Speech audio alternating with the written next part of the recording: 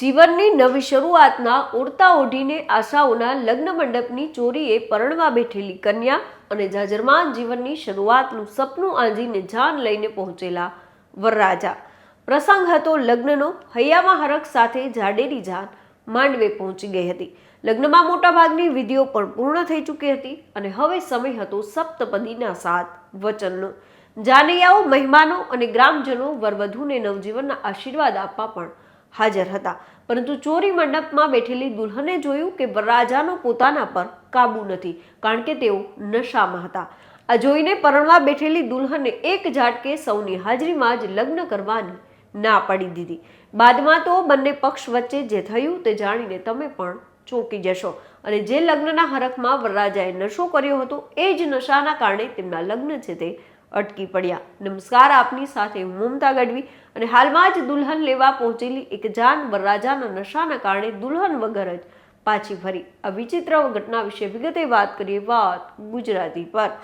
આમ તો આપણે ત્યાં 16 સંસ્કારમાંના એક સૌથી મહત્વના જો કોઈ સંસ્કાર હોય તો તે લગ્ન સંસ્કાર છે. અનેક વિધિઓની દિવ્યતા અને સંસ્કૃતિની સભ્યતા સાથે ઉજવાતા લગ્નને આપણે ત્યાં ઉત્સવની જેમ ઉજવવામાં આવે છે.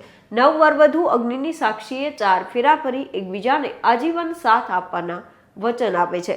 પરંતુ આપણે ત્યાં હવે ધીમે ધીમે લગ્ન તૂટવા એ જાણે સામાન્ય ઘટના બનતી જાય છે. પરંતુ શું તમે વિચારી શકો છો કે લગ્ન મંડપમાં બેઠેલી એક દુલ્હન અચાનક લગ્ન કરવાની ના પાડે તો? શું તમે માની શકો છો કે લગ્ન તૂટવાનું કારણ ખુદ વરરાજા જ હોય તો? અને દુલ્હન લેવા પહોંચેલા જાનૈયાઓ દુલ્હન વગર જ લીલા તોરણે પાછા ફરે છે. જી હા, આ કોઈ ફિલ્મની કાલ્પનિક કહાની નથી, પણ રિયલ લાઈફની ઘટના છે. ત્યારે આપને પણ થતું હશે કે શું વાત કરી રહ્યા છો, આવી તે વળી શું ઘટના છે? તો આપને જણાવી દઈએ કે બિહારના વૈશાલીમાં આવી જ એક વિચિત્ર ઘટના હાલ સામે આવી છે. જો વિગતે વાત કરીએ તો વૈશાલી જિલ્લાના ચેહરકલામાં 6 ફેબ્રુઆરીએ રાજકિશોર સિંહની દીકરી રાખી કુમારી સાથે ચંદ્રપ્રકાશ સિંહના દીકરા રાજા બાબુ સાથે લગ્ન નક્કી થયા હતા. વાતે ગાતે જાનૈયાઓ જાન લઈને દુલ્હન લેવા પણ પહોંચી ગયા હતા.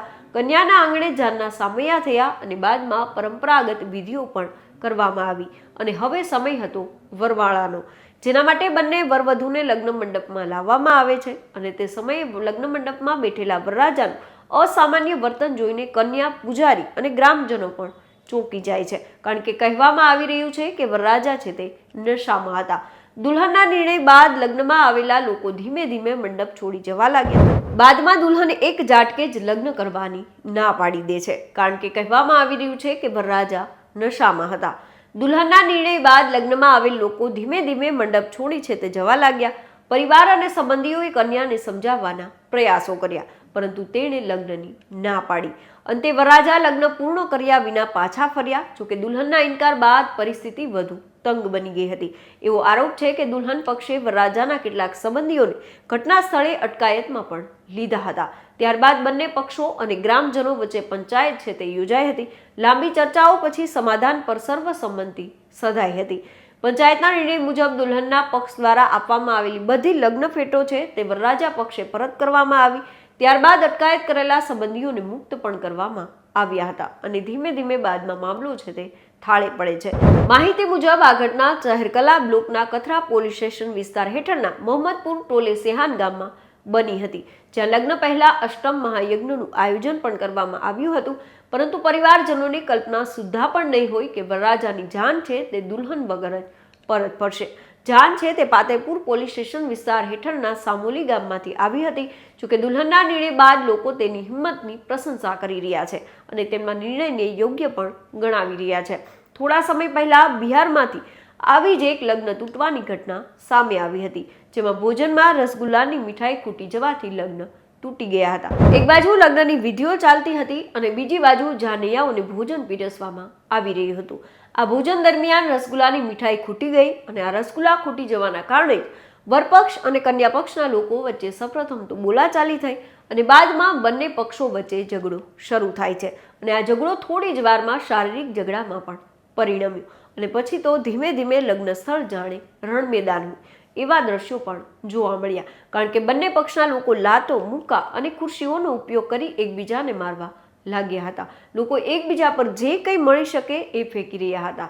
બંને પક્ષો વચ્ચે ખૂબ જ ઉગ્ર ઝઘડો થયો, જેમાં ઘણા લોકો ગંભીર પણ થયા હતા. મહત્વની બાબત એ છે કે વર અને કન્યાએ એકબીજાને વરમાળા પણ પહેરાવી દીધી હતી, પરંતુ રસગુલ્લા અંગેનો હોબાળો એ હદ સુધી વધી ગયો કે લગ્ન પણ રદ કરવા પડ્યા. અંતે પોલીસે બંને પક્ષો વતી કેસ છે તે દાખલ કર્યો. એક બાજુ 7 ભવ સાથે રહેવાના વચન લેવાય છે અને બીજી બાજુ આજે લગ્ન 7 કલાક પણ નથી ટકી શકતા, કારણ કે લગ્નો સતત તૂટી રહ્યા છે. આ પ્રકારની ઘટનાઓ અંગે આપ શું કંઈ માની રહ્યા છો અમને કોમેન્ટ કરીને જરૂર જણાવશો. તો અત્યારે બસ આટલું જ. ફરી કંઈક આવી અજાણી વાતો આપના સુધી પહોંચાડતા રહીશું અને મળતા રહીશું વાત ગુજરાતી પર.